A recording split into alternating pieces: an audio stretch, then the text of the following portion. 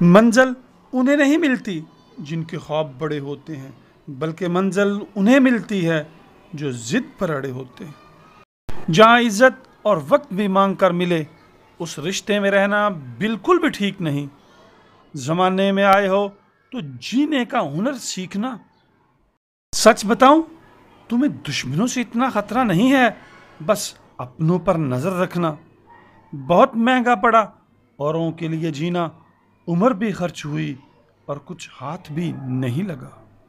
آپ اپنے آپ کو دکھی بنا لو یا مضبوط، دونوں میں محنت برابر لگتی ہے۔ مرضی آپ کی ہے، خوش رہنا چاہتے ہو یا دکھی۔ دنیا کی کل آبادی 800 کروڑ ہو گئی ہے، پھر بھی ہر انسان اندر سے بالکل اکیلا ہے۔ کسی کے ساتھ دور تک جاؤ تو پھر دیکھو کہ اکیلے واپس آنا کتنا مشکل ہوتا ہے۔ جس میں سچ بولنے کی طاقت ہوتی ہے، سب سے زیادہ نفرت اسی کو ملتی ہے۔ کسی کو صرف اتنا ہی اگنور کرو کہ اسے آپ کی کمی محسوس ہو، اتنا بھی نہیں کہ وہ آپ کے بغیر جینا ہی سیکھ لے۔ انتظار اگر دو طرفہ ہو تو ہی اچھا لگتا ہے۔ میرے اپنوں نے دھکا دیا مجھے ڈبونے کے لیے، فائدہ یہ ہوا جناب، میں تیرنا سیکھ گیا۔ جو ساتھ ہے اگر وہ لاجواب ہے تو کیا فرق پڑتا ہے کہ کون خلاف ہے۔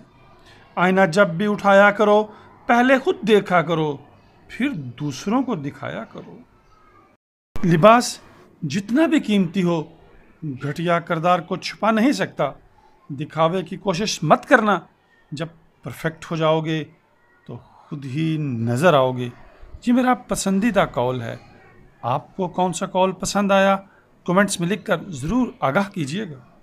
زیادہ بحث رشتوں کو خراب کر دیتی ہے، اس لیے کبھی کبھی خاموش ہو جانا ہی بہتر ہے۔ کسی نے پوچھا، سب جان کر بھی چپ کیوں رہتے ہو؟ میں نے کہا، کوئی اپنے مطلب کے لیے کتنا گر سکتا ہے، بس یہ دیکھنا چاہتا ہوں۔ غیروں کی بات پر کون غور کرتا ہے؟